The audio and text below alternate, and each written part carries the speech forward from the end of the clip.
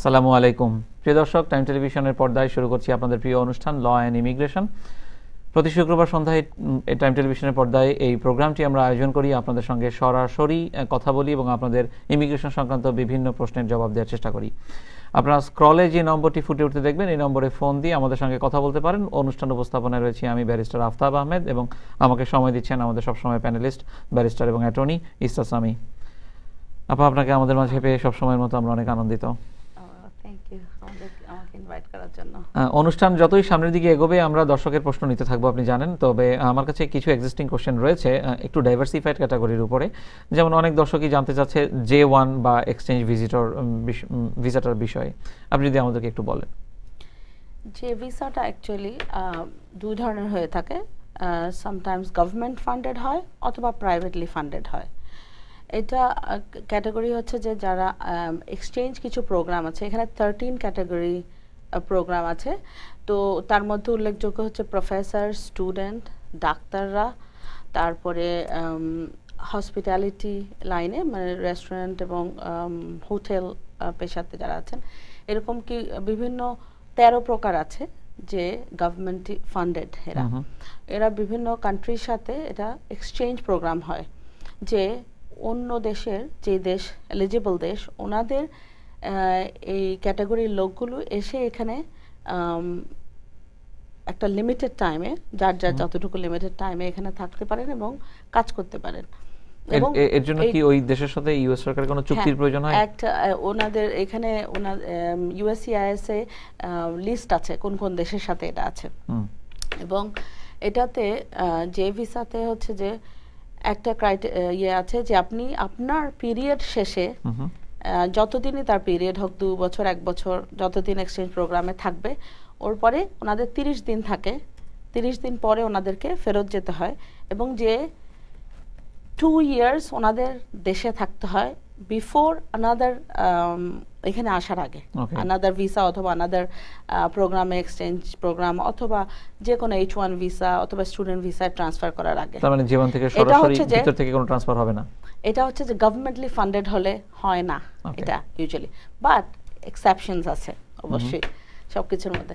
Exceptions গুলো হচ্ছে যে যদি এনারা ওনাদের যে কান্ট্রি থেকে এক্সচেঞ্জ প্রোগ্রাম আসছে, ওনাদের অরিজিনেটিং কান্ট্রি, ওখানে কোনো অবজেকশন না থাকে এনারা এখানে থাকলে, অথবা ওনারা এখানে বৈবাহিক সূত্রে আবদ্ধ হয় এবং ওনাদের ইউএস সিটিজেন চাইল্ড আছে এবং ইউএস সিটিজেন স্পাউস আছে, ওনারা যদি ওনাদের অরিজিনেটিং কান্ট্রিতে ফেরত যায় তাহলে এনাদের হার্ডশিপ হবে, অথবা ওনাদের নিজেদের কোনো প্রবলেম আছে, ওনাদের দেশে গেলে ওনারা পারসিকিউটেড হতে পারে, অ্যাসাইলাম অথবা কোনো ও ধরনের সমস্যা হতে পারে পলিটিক্যালি অথবা সোশ্যালি, তখন সেই সব ক্ষেত্রে ওনারা এক্সামশন পেতে পারে। ওকে, তাহলে অথবা আরেকটা হচ্ছে যে ইউএসএতে দরকার ওই ধরনের লোক। ফর এক্সাম্পল মাঝে একবার শর্টেজ অফ ডক্টর হচ্ছিল, তখন ডাক্তারদেরকে রেখে দিয়েছিল, তারপরে নার্সদেরকে ইউএসএ নিড দেম, তো ওদেরকে ওয়েভার দিয়েছিল, এটাকে বলে J1 এর ওয়েভার। যে ভিসা যদি কেউ আসার সময় তার সঙ্গে তার স্পাউস আসতে পারে? হ্যাঁ, স্পাউস এবং চিলড্রেন আসতে পারে, আন্ডার 21 চিলড্রেন। এবং স্পাউস কি ওয়ার্ক পারমিট পায়? হ্যাঁ, ওয়ার্ক পারমিট পায়। এটা ডিফারেন্ট ওয়েতে আপনাকে অ্যাপ্লাই করতে হয় ওয়ার্ক পারমিটের জন্য। আচ্ছা, আর যিনি যে ভিসা আসবেন উনি ওই স্পেসিফিক কাজের বাইরে অন্য কিছু করতে পারবেন না? স্পেসিফিক কাজ করবেন এবং স্পেসিফিক ওনাদের এটা হচ্ছে যে এক্সচেঞ্জ প্রোগ্রামটা হচ্ছে আপনি ইউএসএতে আসবেন, ইউএস এর কালচার এবং যেই এক্সপিরিয়েন্স আপনি গেইন করছেন সেটা এখান থেকে নিয়ে যেয়ে আপনার দেশে আপনি এটা প্রচার করবেন। সো এটা হচ্ছে যে এখন আমরা বলতে পারি যে ইন্টারনেটের মাধ্যমে, তারপরে ফেসবুকের মাধ্যমে, সোশ্যাল মিডিয়ার মাধ্যমে আমরা এটা প্রচার করে দিতে পারি, বাট যে ভিসার অ্যাকচুয়ালি স্ট্রিক্ট ক্রাইটেরিয়া এটা। তাহলে বাংলাদেশ থেকে যারা এই ভিসা আসতে চাইবে তারা কি সরকারি প্রক্রিয়ায় স্বরাষ্ট্র মন্ত্রণালয়ের মাধ্যমে করবে? প্রাইভেটলিও করা যায়, সরকারের ইয়েতেও করা যায়। এক্সচেঞ্জ প্রোগ্রামগুলো ফাইন্ড আউট প্রাইভেটলি করলে এখানকার এমপ্লয়ার কি তাকে বাংলাদেশে কন্টাক্ট করবে এবং ওইভাবে তাকে ইনভাইট করবে? ওনারা এখানে যে বললাম না 13 প্রোগ্রাম আছে, ওগুলোতে আপনাদেরকে অ্যাপ্লাই করতে হবে, তখন স্পন্সর ওনাদের জন্য অ্যাপ্লাই করবে যে ভিসার। ওকে, বুঝছেন না? রাইট, এবং সেক্ষেত্রে ইউএসএ থেকে ওনার সাথে যিনি এক্সচেঞ্জ হয়ে বাংলাদেশে যাবেন ওইটাও কি ঠিক করবেন ইউএস গভর্নমেন্ট, নাকি ওইটার শর্ত নাই, কেউ না গেলেও চলছে? না গেলেও চলছে, ইটস ফাইন। আর যদি যায় ইটস ফাইন। এটা এক্সচেঞ্জ প্রোগ্রামের মানে এই না যে আপনি একজন আসতেছেন আরেকজন এখান থেকে যেতে হবে, না এটা না। আচ্ছা, আর এই ভিসাতে আপনি বলছেন যে এক্সটেনশন শর্ত সাপেক্ষে হওয়া সম্ভব ভিতর থেকেই? এক্সটেনশন, যে ভিসার এক্সটেনশন অনলি ভিসার ইয়েটা শেষ হলে আপনি 30 ডেজ পান, তারপরে আপনি ব্যাক করে আসতে পারেন, unless one of those 5 waiver আমি যে মেনশন করেছি ওগুলো যদি অ্যাপ্লিকেবল হয় তাহলে ওগুলোর মাধ্যমে আপনি অন্য যে কোনো একটা ক্যাটাগরিতে যেতে পারেন। ওকে। আর আমাদের দেশ থেকে বেশিরভাগ আসে হচ্ছে ডাক্তার আর হচ্ছে যে হসপিটালিটি লাইনে যারা আছেন, এটা অনেক প্রোগ্রাম আছে, হোটেল, রেসিডেন্সিয়াল হোটেলের। কি পরিমাণ অ্যাপ্লিক্যান্ট কে তারা প্রতি বছর দেয়, কোনো ক্যাপ সিস্টেম আছে কি? 280 পার কান্ট্রি? 280,000 no total. 280,000, হ্যাঁ। Okay, so it's a huge number. আর এইরকমই আরেকটি ভিসা কি আসলে অনেকে জানতে চায়, যে যদিও ফিয়ান্সে বা স্পাউস ভিসা K3, আরেকটা, এটা হয়তো অনেকে জিজ্ঞেস করবে কি ধরনের ফর্মে উনি অ্যাপ্লাই করবে। এটা DS 2019 একটা ফর্ম, ওটা আপনার ফিল আপ করবেন, তারপরে ওনাদের পাসপোর্ট, ওনাদের আনুষঙ্গিক যে ডকুমেন্ট, ওনাদের যে স্পন্সর করছে স্পন্সর কিছু ক্রাইটেরিয়া ফিল আপ করতে হবে। কি তাদের জন্য কোনো I-129 দিবে? নো, I-129 না। স্পন্সর দিবে হচ্ছে যে এখানে স্পন্সর ওনাদের মেডিকেল ইন্স্যুরেন্স ক্যারি করতেছে এবং কোন কোর্সে আসতেছে, কি আসতেছে, এটার পুরো ডিটেলস ওনাদেরকে দিয়ে দিবে, যাতে ওটা তো আগেই ওনাদের সাথে কমিউনিকেট হবে ওনারা কিসে আসতেছে এবং কি করার জন্য আসতেছে, ওনাদের স্পাউস, ফ্যামিলি ডিটেলস, এগুলো সব স্পন্সর আগে নিয়ে নেবে। খুবই লুক্রেটিভ অফারটা। আসলে যিনি আসবেন তার তো এমপ্লয়মেন্ট হিস্ট্রিটা এবং এডুকেশনাল হিস্ট্রিও কি জবের সঙ্গে ম্যাচ করতে হবে? এক্সচেঞ্জ প্রোগ্রামে ইউজুয়ালি ওনারা দেখে স্পন্সরদের এটা ক্রাইটেরিয়া কি কি, আসলে কোন ক্যাটাগরিতে আপনি আসতেছেন সেই ক্যাটাগরিতে স্পন্সর এগুলো চেক করে নেবে প্রিভিয়াস এক্সপেরিয়েন্স আছে কিনা বিফোর আপনি ইভেন অ্যাপ্লাই করার আগে। বয়সের কোনো বাধা আছে? না, বয়স নাই, যে কোনো বয়সই সম্ভব। আর K3 ভিসাটা নিয়ে কি একটু বলবেন? যদিও অনেকে জানে যে ফিয়ান্সে বা স্পাউস ভিসা, বাট বাংলাদেশের পার্সপেক্টিভে যদি বলেন। K3 ভিসা হচ্ছে যে আপনি যদি কারোর সাথে এঙ্গেজ হয়ে থাকেন এবং তাকে সেই ভিসা এখানে এনে তার সাথে বৈবাহিক সূত্রে আবদ্ধ হতে চান, এবং এখানে এসে বৈবাহিক সূত্রে আবদ্ধ হওয়ার পরে আপনি ওনার জন্য গ্রিন কার্ডের জন্য অ্যাপ্লাই করতে চান, I-130 অ্যাপ্লিকেশন করতে চান, সেই ক্ষেত্রে ওনারা K3 ভিসায় আসেন এবং একটা লিমিট আছে, উইদিন 3 মান্থসের মধ্যে ওনাদের ওই আনুষ্ঠানিকতা সম্পন্ন করে অন্য ভিসায় অ্যাপ্লাই করতে হয় আর কি, ইউজুয়ালি I-130। কিন্তু K3 থেকে তো এক্সটেনশন কি? না, K3 থেকে এক্সটেনশন না, K3 থেকে আপনি ওই যে বিয়ে করে গ্রিন কার্ডের জন্য I-130 ফ্যামিলি পিটিশন করে ফেললেন। অনেক ক্ষেত্রে দেখা যায় যে K3 ভিসায় আসে এবং এখানে আসার পরে ওনাদের ইয়েটা ভেঙে যায় হয়তো, তখন ওনারা ডিফারেন্ট অ্যাভিনিউ ফলো করতে পারে, যেটা যার ক্ষেত্রে যেটা অ্যাপ্লিকেবল আর কি। এক্স্যাক্টলি। প্রিয় দর্শক, আপনারা টাইম টেলিভিশনের পর্দায় ল অ্যান্ড ইমিগ্রেশন অনুষ্ঠানটি দেখছেন। স্ক্রলে যে নম্বরটি রয়েছে এই নম্বরে ফোন করে আমাদের সঙ্গে যুক্ত হতে পারেন আপনাদের ইমিগ্রেশন সংক্রান্ত যাবতীয় প্রয়োজন নিয়ে। আমরা সপ্তাহ জুড়ে বিভিন্ন সার্ভের মাধ্যমে আপনাদের কাছ থেকে যে প্রশ্নগুলো পাই সেগুলো নিয়ে অনুষ্ঠানটি সাজাই, তবে আপনারা সরাসরি যখন কোনো প্রশ্ন করেন আমাদের অনুষ্ঠানে সেটিকে আমরা প্রাধান্য দিয়ে উত্তর দেওয়ার চেষ্টা করে থাকি। আমার কাছে ঠিক সেরকম অ্যাসাইলাম নিয়ে কিছু প্রশ্ন আছে। অ্যাসাইলাম অ্যাপ্লিকেশন সাধারণত 150 দিনে ওয়ার্ক পারমিটের এলিজিবিলিটি হয় এবং ওয়ার্ক পারমিট অ্যাপ্লিকেশনটা জমা পরেও ইদানিং অ্যাসাইলাম অ্যাপ্লিকেশনের ওয়ার্ক পারমিটগুলো আসতে দেরি হচ্ছে। আপনার এক্সপিরিয়েন্স কি বলে, আসলে কেন? এখন আসলে ওনাদের টু মেনি, এটা কিউ অনেক লম্বা, এই জন্য এটা হচ্ছে। ওয়ার্ক পারমিট আসতে মানে 150 ডেজের পর আপনি অ্যাপ্লিকেশন করতে পারেন, তারপরে ওয়ার্ক পারমিট আসতে 90 ডেজের মধ্যে চলে আসতো ইউজুয়ালি, কিন্তু এখন সেটা লঙ্গার হচ্ছে বিকজ অফ দ্য কিউ। এখন আমাদের যারা ফেব্রুয়ারিতে অ্যাপ্লাই করেছে তারা রিসেন্টলি পাচ্ছে এখন 6 মান্থস অ্যাপ্রক্সিমেটলি। এটা কেউ কেউ আগে পাচ্ছে, কেউ কেউ একটু দেরি হচ্ছে, so it's all depend on পরিবারের সবারটা একত্রে আসে। বেশিরভাগ সময় একত্রে, মানে একটা এনভেলপে আসে না, কয়েকটা এনভেলপে একত্রে আসতে পারে, আবার ডিফারেন্ট ইয়েতেও আসতে পারে। মাইনর চিলড্রেন কেউ কি ওয়ার্ক পারমিট ইয়েস তাদেরকেও দেওয়া হয়, বয়সের কোনো বাধা এক্ষেত্রে কাজ করে না, কারণ ওয়ার্ক পারমিটটা হচ্ছে আপনার eligibility for many other thing, যেমন আপনি মেডিকেটের জন্য, তারপর সোশ্যাল সিকিউরিটি নাম্বারের জন্য you need it, so everybody gets it। এবং এটি যখন 1 বছর পরে যখন রিনিউয়ালের জন্য অ্যাপ্লিকেশন করা হয় তখনও কি রিপ্লেসমেন্ট আসতে দেরি হয়? এটা এগেইন কতগুলো অ্যাপ্লিকেশন ওই অফিসে পেন্ডিং আছে এবং অ্যাপ্লিকেশন কতগুলো জমা পড়েছে এগুলোর উপর নির্ভর করে। It's too many application right now, এই জন্য দেরি হচ্ছে। আরেক দর্শক এখানে জানতে চেয়েছেন যে অ্যাসাইলাম অ্যাপ্লিকেশনে ওনার প্রথমবার ডিনায়াল হওয়ার পরে উনি অর্থাৎ ইমিগ্রেশন অফিসার যখন তার গ্রান্ট করেনি এরপরে উনি অ্যাপিল করতে চায়, এখন অ্যাপিল করতে গেলে মাস্টার হিয়ারিং এর ডেটটা এবার কতদিন দেরি হতে পারে আফটার ফার্স্ট 2 ইয়ার্স? শুনেন, আপনি বলছেন ইমিগ্রেশন অফিসার ওনাকে ডিনাই করেছে। ইমিগ্রেশন অফিসার অ্যাকচুয়ালি ডেফার করে কেসটাকে, সো এটা ইমিগ্রেশন কোর্টে চলে যায়। জি। এবং ইমিগ্রেশন কোর্টে গেলে master calendar hearing within 6 months আসতে পারে, উইদিন 2 মান্থসও আসতে পারে, ইট কুড বি লঙ্গারও।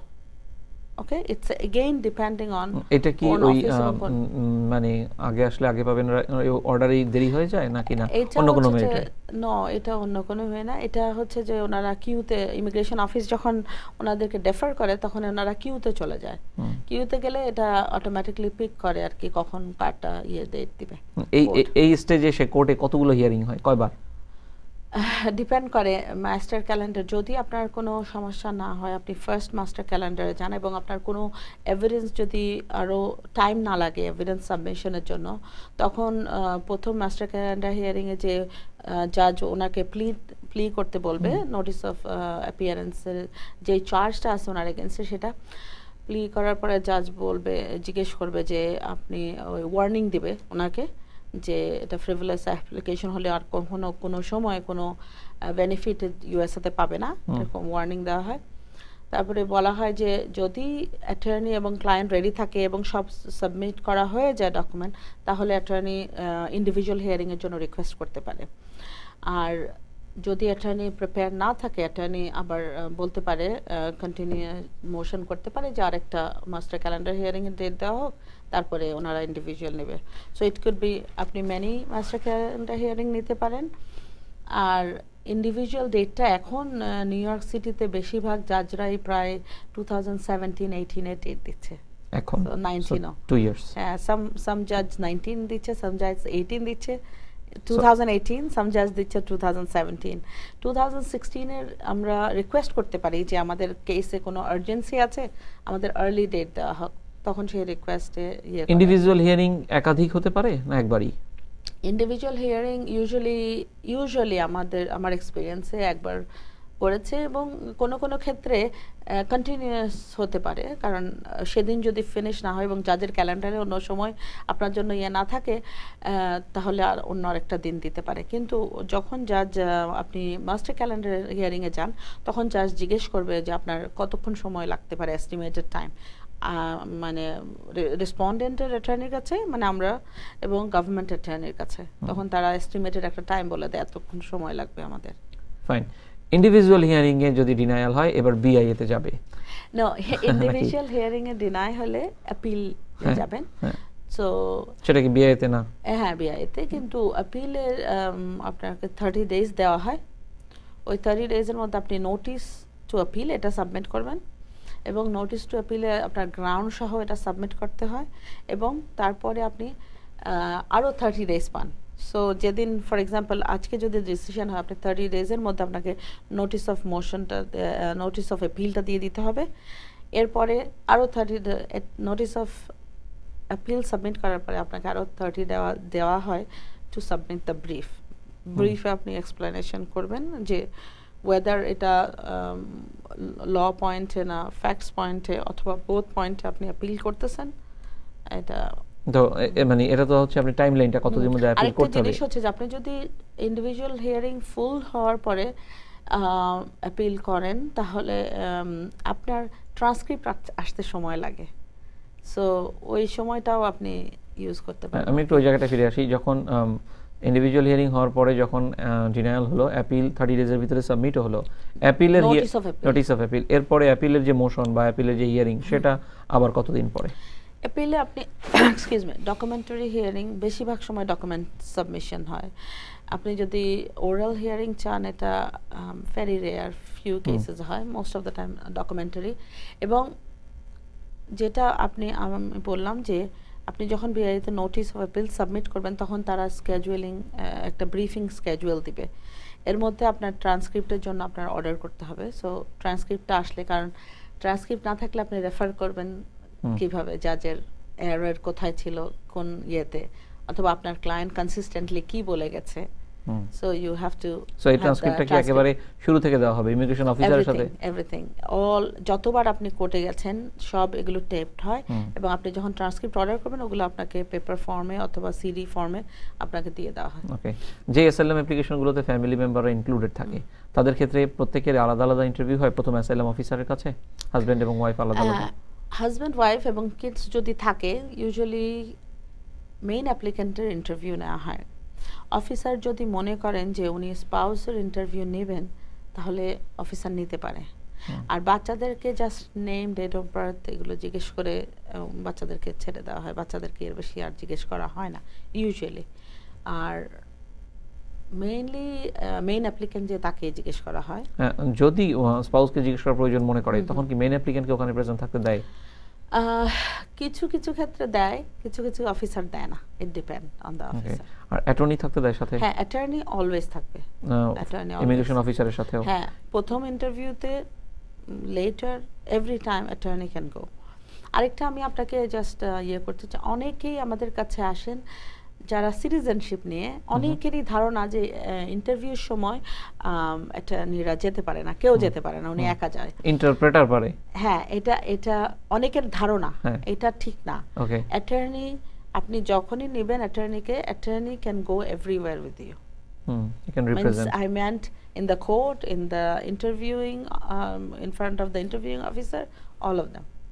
রাইট, কিন্তু তাহলে ওই অ্যাসাইলাম অফিসারের সাথে যে ইন্টারভিউটা হয় সেখানে অ্যাটর্নি এবং ইন্টারপ্রেটার দুজন কি নিজে নেওয়ার সুযোগ থাকে না? ইন্টারপ্রেটার নিতে দেয় না, তারা ইন্টারপ্রেটার চুজ করে দেয়? ইন্টারপ্রেটার হচ্ছে আপনি অ্যাসাইলাম ইন্টারভিউর সময় আপনি নিজে নিয়ে যেতে হয়, ইন্টারভিউ অ্যাপ্লিকেন্টকে নিজে ইন্টারপ্রেটার নিয়ে যেতে না পারলে তারা দেয় না? না, এটা তখন আপনার রিস্কেজুয়াল করে, এবং এটা আপনি ডিলে করেছেন, সো আপনার ওয়ার্ক পারমিটে ডিলে হতে পারে, বিকজ আপনি ডিলে করেছেন। ওয়ার্ক পারমিট তো আগেই পেয়ে যাবে? No, not always, sometimes work permit এবং দুইটাই একসাথে, হয়তো উইদিন 6 মান্থসের ভিতরে ইন্টারভিউ হতে পারে, বাট নিউ ইয়র্কে রোজডেলে ইটস ভেরি ফ্যাক্ট, এবং ইটস আনলাইকলি 6 মাসের মধ্যে ইন্টারভিউ হওয়া। এখন অনেকে যখন স্টেট থেকে মুভ করে আসে, ক্যালিফোর্নিয়া থেকে এদিকে আসলে, এদিক থেকে ওইদিকে, তখন যে কেসটা মুভ করে আনবে, এই কেসটা মুভ করে আনার প্রক্রিয়াটা কি? এটা হচ্ছে যে কেসটা আপনি কোন স্টেজে মুভ করতে বলছেন।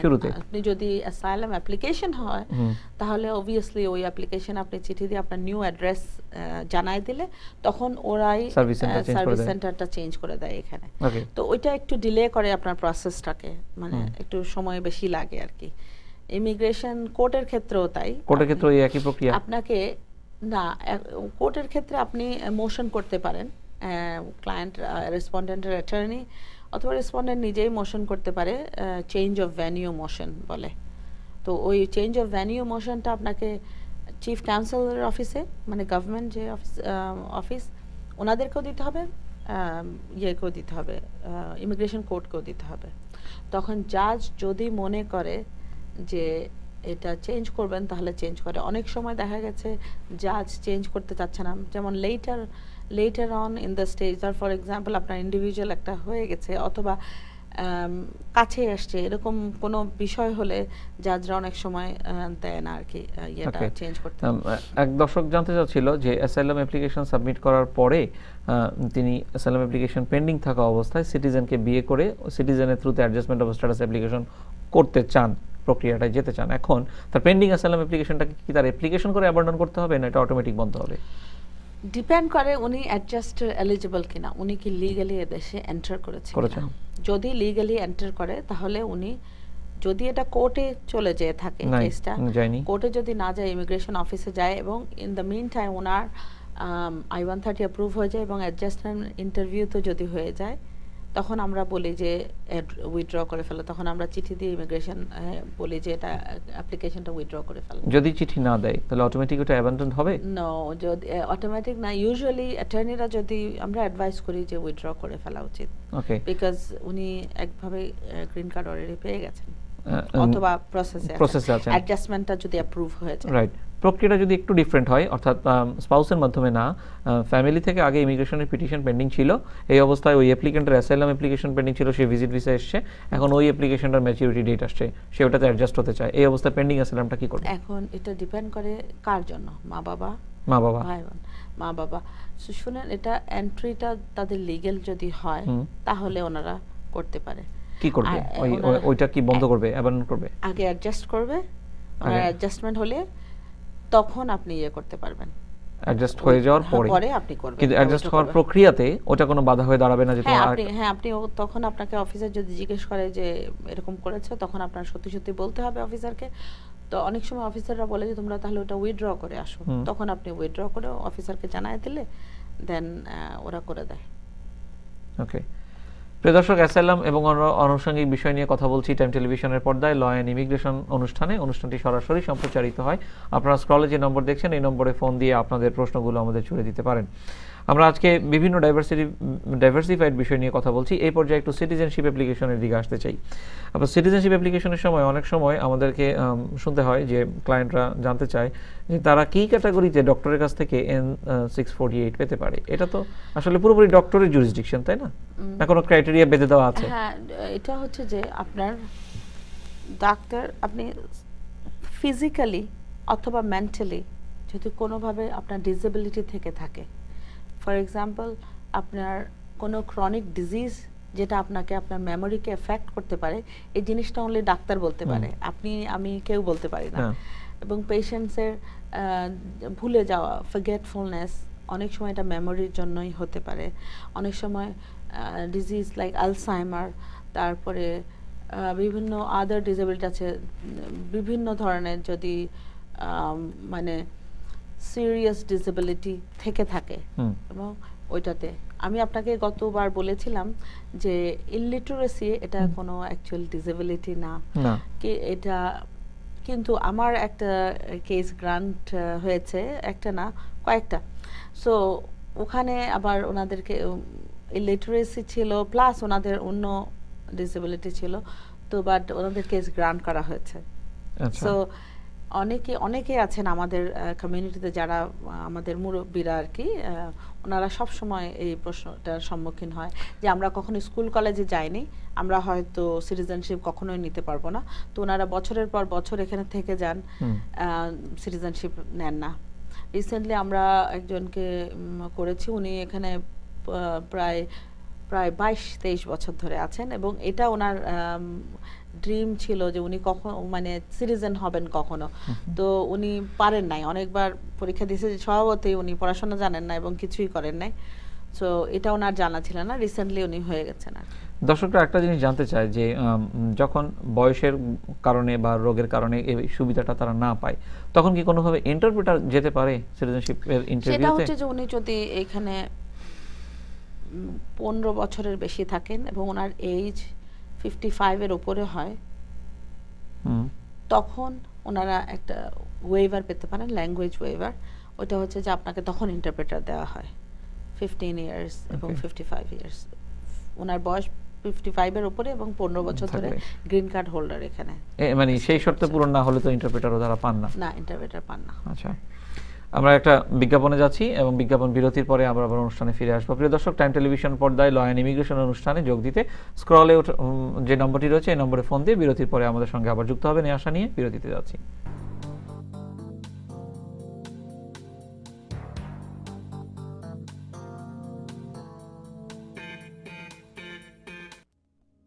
আমি অ্যাটর্নি ইশরাত সামি 1998 সাল থেকে আপনাদেরকে আইনি সহযোগিতা দিয়ে যাচ্ছি।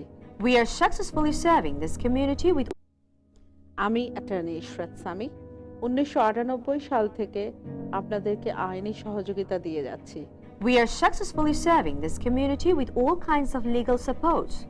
We are experienced in dealing with US and UK immigration, bankruptcy, family matters and divorce, real estate closing, loan modification, medical malpractice, construction and personal injuries, accidental cases, and more. For such related cases, visit Law Office of Ishrat Sami, 277 Broadway, Suite 507, New York, 10007. Phone 212-962-5555.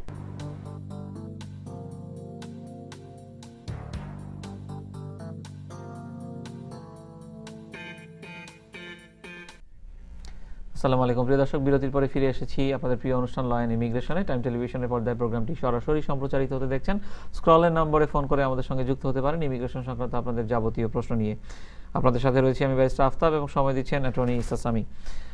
আপনার বিরতির আগে অনেকগুলো বিষয় নিয়ে কথা বলেছি। আমার কাছে আরও একটি প্রশ্ন আছে এফিডেভিট অফ সাপোর্ট মানে I-864 নিয়ে। দর্শক জানতে চাচ্ছেন যে তিনি আগে দুজনকে স্পন্সর দিয়েছিলেন, সেই দুজন এখনো আসেননি। That application is still in process. এখন নতুন অ্যাপ্লিকেশনে ওটা উল্লেখ করতে হবে কিনা, আরেকজনকে উনি I-864 দিবেন, আগের দুজনকে কাউন্ট করবেন কিনা? অবশ্যই অবশ্যই কাউন্ট করবেন এবং বলবেন ওনার ইনকামে যদি কভার করে। করছে কিন্তু তারা তো এখনো আসেনি। ইটস ফাইন, না আসলো ওনার ইনকামে যদি কভার করে, ওনার ইনকামে যে কজন কভার করে ওনার নেক্সট অফ কিন যদি হয় অবশ্যই আসতে। ওকে, সো উনি ওটা ওখানে উল্লেখ করবে। হ্যাঁ অবশ্যই উল্লেখ করতে হবে।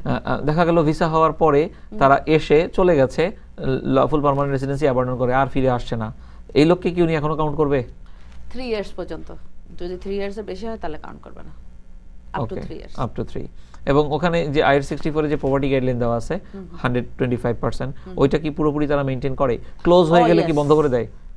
মানে 25 দেখাচ্ছে ধরেন 3 জনের জন্য, কারো ইনকাম 24, 3 জনের জন্যই 24, তো এখন কি ক্লোজ বলে বার করে দেয় না অ্যালাউ করে? যদি ইনকাম কভার করে তাহলে ওটা ক্লোজ বলে ইয়ে করে না। বাট এখন দেখা যাচ্ছে অনেকগুলো আমাদের কাছে এরকম কেস এসে থাকে যে USCIS ডিনাই করে, বলতেছে যে এই স্পন্সরটা অনেককে অ্যাফিডেভিট অফ সাপোর্ট দিয়েছে, কেন দিয়েছে এটার এক্সপ্লেনেশন চেয়ে চিঠি দিতে পারে। এরকম আমরা ফেস করেছি। তখন আপনাকে এক্সপ্লেনেশন দিতে হবে। ওখানে মেনশন আছে যে ফ্যামিলি কেউ হইতে হবে। তো ফ্যামিলি যদি এটা রিলেশনশিপ প্রুফ করে দেন, একটা সাপোর্টিং অ্যাফিডেভিট দেন, প্লাস আপনি বলেন কেন আপনি দিচ্ছেন এতজনকে, স্পন্সরের এটা করতে হয় আর কি। তখন স্পন্সর যদি এটা ওনাদেরকে একটা অ্যাফিডেভিট প্রোভাইড করে যে এই কারণে আমি এতজনকে দিয়েছি এবং এটা আমার ইনকামে অ্যালাউ করে, সো ওইটা দিলেই আবার হয়ে যায়। সো এই ডিফিকাল্টিটা ইদানিং আমরা দেখতেছি অনেকে এটা এই প্রবলেমটা নিয়ে আসতেছে। এবার আসি I-864 এর গায়ে সিগনেচারের প্লেসটার যায় উপর দিয়ে সুন্দর করে মেনশন করা আছে যে এই লোক সিটিজেন হওয়া পর্যন্ত যাবতীয় রেসপন্সিবিলিটি গোজ টু ইউ। এখন উনি আসার পরে যদি কোনো মেন্স টেস্টের বেনিফিট ক্লেম করে এবং পায়, তাহলে কি ওনার থেকে এটা কেটে নিবে? এইটা ইনফোর্স যদি করে USCIS করে কি সো ফার আমি দেখি না, ইয়েট টু সি, এখনো দেখি না আর কি। তাহলে তো যিনি স্পন্সর দিচ্ছেন তার রিস্ক ফ্যাক্টর কম। রিস্ক ফ্যাক্টর কম, যদি এনফোর্স করে দেন ওই টাকাটা ওনার থেকে ডিডাক্ট হবে। ওইটা এনফোর্স। আচ্ছা, দর্শকের আরেকটা প্রশ্ন ছিল যে I-864 যেগুলো পেন্ডিং আছে তো আছে, বা যারা এসছে এই অবস্থায় ভিজিট ভিসার জন্য কাউকে I-134 দিতে চায়, যেটা আরেকটা এফিডেভিট অফ সাপোর্ট, হ্যাঁ এটা পারবে কিনা? হ্যাঁ, ডিপেন্ড করে এগেইন আপনার ইনকামে কোয়ালিফাই করছে কিনা। কিন্তু I-134 এর জন্য কোনো গাইডলাইন আছে? হ্যাঁ, না গাইডলাইন ওরকম নাই, কিন্তু অনেক সময় আপনি I-130 ফর এক্সাম্পল আপনি I-134 দিচ্ছেন প্লাস অন্য দেশে এবং I-864 দিচ্ছেন ধরেন অন্য দেশে, তো এটা অনেক সময় আপনার টাই হলেও করা যায়, বিকজ সেম কান্ট্রি হলেও যদি আপনার ইনকামে অ্যালাউ করে তো আপনি করতে পারেন, আর যদি আপনার ইনকামে অ্যালাউ না করে তাহলে আমি অ্যাডভাইস করব করবেন না। আচ্ছা, ইনকামের পাশাপাশি I-864 এর আরেকটা বিষয় যারা জানতে চায় যে অ্যাসেট। এখন কারো যদি ইনকাম লেভেল কমও থাকে বাট অ্যাসেট বেশি থাকে, সেই ক্ষেত্রে সেটা কি কাউন্ট হয়? কাউন্ট হয়, ডিপেন্ড করে এগেইন আপনার ডিপেন্ডেন্ট কতজন, আপনার ইনকাম কি আসতেছে অ্যাসেটের থেকে। ফর এক্সাম্পল আপনি যদি বাড়ি ভাড়া পান সেটা আপনার ইনকাম, কিন্তু আমার যদি লিকুইড অ্যাসেট থাকে ব্যাংকে যেটা আমার ইনকাম না, তো তখন এটা দেখাতে পারেন যে এই টাকা আছে, বাট এক্স্যাক্টলি প্রপার্টি গাইডলাইনের মধ্যে স্ট্রিক্টলি দেওয়া আছে এটা আপনার এটা ইনকাম হতে হবে এতজনের জন্য। আপনার ওটা অ্যাসেটটা আপনি ওটা অপশনাল লেখা আছে, অ্যাসেটটা ইটস নট কম্পালসারি, ম্যান্ডেটরি না। সো আপনি আপনার অ্যাকচুয়ালি পভার্টি গাইডলাইনে আপনার ইনকামের সাথে আপনার ডিপেন্ডেন্ট কতজন আছে এবং কয়জনকে আপনি করতে পারবেন এটা স্ট্রিক্টলি তারা ফলো করে। প্রপার্টি গাইডলাইনের কথা আসলেন, এখানে আরেকটা জিনিস জানতে চাই আপনার কাছে, আপনি অবশ্যই জেনে থাকবেন। প্রপার্টি গাইডলাইন কি আসলে দুটো, মানে সিটিজেনশিপ অ্যাপ্লিকেশনের জন্য যে I-912 অ্যাপ্লিকেশন যারা করে ওইটার যে প্রপার্টি গাইডলাইন তার সাথে তো I-64 টা মিলে না? না, মিলে না, বিকজ হচ্ছে পার্সেন্টেজ, হ্যাঁ, যারা সিটিজেনশিপ অ্যাপ্লাই করছেন ওনারা যদি কোনো ধরনের বেনিফিট পান, এই এগেইন ডিসেবিলিটি পান অথবা ফুড স্ট্যাম্প অথবা আদার বেনিফিট মেডিকেয়ার এগুলো পান, তখন ওনারা ওই ফি ওয়েভার জন্য একটা ইয়ে ফলো করেন, মিনস টেস্ট। সো ওইটাতে অনলি এন 400 এর জন্য, মানে সিটিজেনশিপের জন্য। আর প্রপার্টি গাইডলাইন ফর 864 এটা ডিফারেন্ট, বুঝছেন? এটা আপনার কারণ যদি ট্যাক্স পেলে ইনকাম লো থাকে, সে যদি N-400 সাবমিশনের সাথে একটা I-912 দেয় যে আমি N-400 এর যে ফি $600 দিতে পারছি না, দিস ইজ মাই 912, ওটার জন্য কোনো গাইডলাইন আছে কিনা? ওয়েভার দিবে। ওইটা কি বডি কত ইনকাম কম হলে ট্যাক্স পেলে?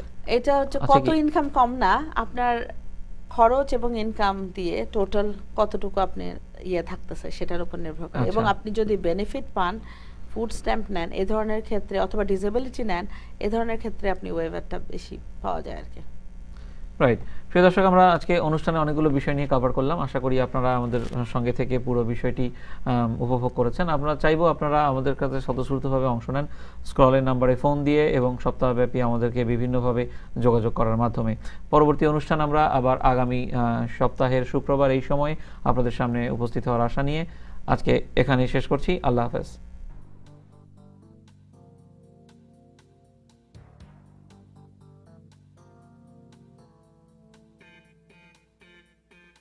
Thinking of buying a home or refinancing your mortgage?